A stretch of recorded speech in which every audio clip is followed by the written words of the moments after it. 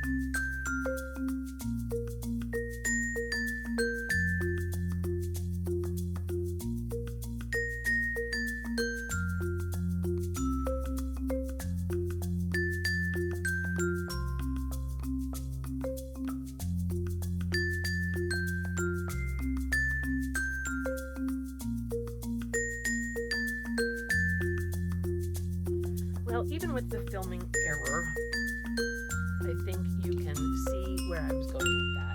I started collaging over here before I had begun filming again. So just kind of a mashup. We've got a lot of apple. We've got apple blossoms, and I used them to kind of cross over the spread. That pop of color kind of balances out the red, and just add some interest.